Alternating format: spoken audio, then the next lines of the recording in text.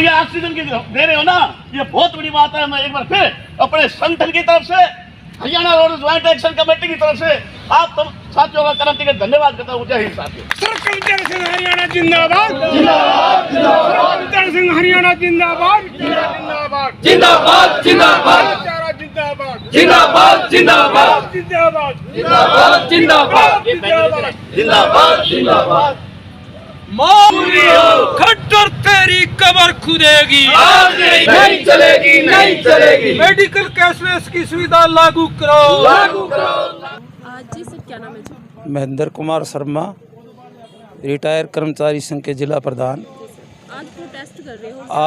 आज जो प्रोटेस्ट है ये पूरे हरियाणा के अंदर है। हमारी मांग है कि मेडिकल कैशलेस की सुविधा सरकार ने मानी। आज से 3 साल पहले मीटिंग के अंदर मुख्यमंत्री मनोहर लाल जी ने मानी, लेकिन वो लागू नहीं की।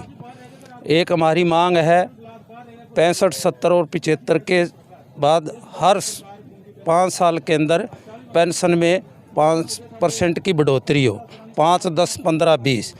ये सरकार 80 साल के बाद बढ़ोतरी करती है 20%, लेकिन 80 साल के उम्र के अंदर आते आते 50% जो कर्मचारी है वो एक्सपायर हो जाता है। और जो महकमों के अंदर खाली पड़ी जगह है उसके अंदर भर्ती हो। आज जनसंख्या के हिसाब से 14 लाख कर्मचारी होने चाहिए। और निगम कॉरपोरेशन बोर्ड के अंदर जो पेंशन की सुविधा है जो समाप्त की 2006 के अंदर, वो लागू होनी चाहिए।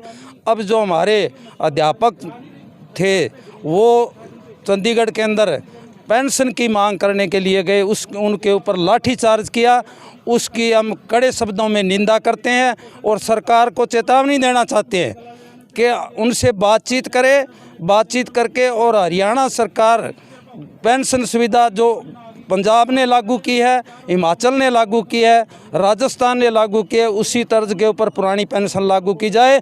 नहीं तो जन संगठन मिल कर के पूरे हरियाणा के रिटायर कर्मचारी संघ, वर्तमान में जो कर्मचारी है वो सारे जन संगठन मिल कर के इस मांग करेंगे कि पुरानी पेंशन स्कीम लागू की जाए, वरना हम और तेज़ आंदोलन करेंगे। यही हमारा मुद्दा है सबसे बड़ा।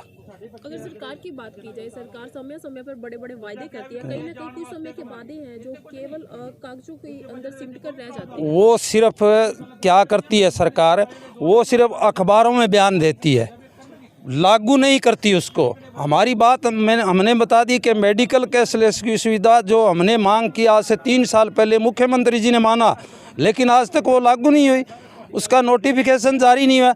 ये हवा में बात करते हैं, ये धरातल के अंदर बात नहीं करते। ये बात सिर्फ अखबारों में और मीडिया के अंदर ला करके उस बात को लोगों को गुमराह करते हैं। इसलिए हम सरकार को चेतावनी देना चाहते हैं कि समय रहते हुए टेबल पर बैठ करके बातचीत की जाए, नहीं तो सारे जन संगठन मिलके, किसान, मजदूर, छात्र, कर्मचारी सारे मिलके इस सरकार के खिलाफ हमारी मांगों के प्रति, किसानों की मांग है वो ही हम उठाना चाहते हैं कि इनकी बातचीत की जाए, समय रहते हुए इसको मुद्दों को है वो समाप्त किया जाए। जी सर, आपका नाम? पूनम चंद्रती। जी सर, आज प्रोटेस्ट कर रहे हो, क्या करना चाहिए? प्रोटेस्ट तो सरकार करवा रही है। जब उन्होंने इन प्रिंसिपली बात को मान लिया कि ये जो इनकी मांग है वो जायज़ है, क्या कोई सी भी प्रकार की बीमारी हो हम जाके दाखिल हो जाएं और हमारा इलाज हो जाए, पैसे सरकार भर दे, कैशलेस व्यवस्था की जाए। उन्होंने मान लिया और मानने के बाद लागू नहीं कर रहे। तो 3 साल पहले माननी है और उसको लागू करवाने के लिए बैठे हैं यहाँ। दूसरा ये कहना चाहते हैं कि ये जो लोग रिटायर्ड हैं ये अपने अपने विभागों में जहाँ ड्यूटियाँ करते थे उसकी एक्सपर्टाइज है, मतलब विशेषज्ञ है, उनको यहाँ के बैठना पड़ रहा है। SDO बैठे हैं, कोई अपने अपने अच्छे रैंकों के ऊपर रिटायर्ड, और सीनियर सिटीजन है, मतलब वो यहाँ आ रहे हैं। हैंडीकैप्ड भी हैं और तरीके की महिलाएं हैं जिनकी फैमिली पेंशन है वो आई बैठी हैं। तो मतलब ये सारे ही दुखी हो रहे हैं। क्यों कि सरकार एक तो ऐसे काम कर रही है जिससे परेशानियां पैदा हों। वो परेशानियों को हल करवाने के लिए हम यहाँ आए हैं कि भी सुनाई करे सरकार कम से कम। तो हम सरकार से पुनः मांग करते हैं कि जो उन्होंने इन प्रिंसिपली बात को मान लिया उनको वो तेज़ी के साथ लागू करें ताकि उसके परिणाम सामने आए।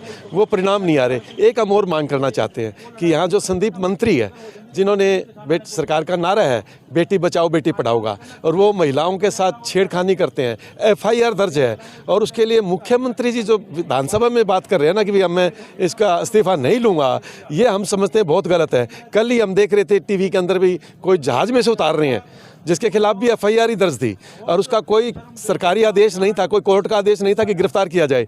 उनके ऊपर तो कार्रवाई कर रहे हैं, और जिनके ऊपर मंत्री के खिलाफ FIR उनके लिए प्रोटेक्शन के अंदर आ रही है। तो हम कह रहे हैं ये गुंडागर्दी बंद होनी चाहिए और आपको महिलाओं के प्रति न्याय करना चाहिए। अगर नहीं करेंगे तो लोग सड़कों के ऊपर आएंगे। मैं ये कह रहा था कि सरकार आमंत्रित कर रही है इन चीज़ों के लिए, तो सरकार को अपने एटीट्यूड के अंदर सुधार करना चाहिए, यही कहना चाहता हूं।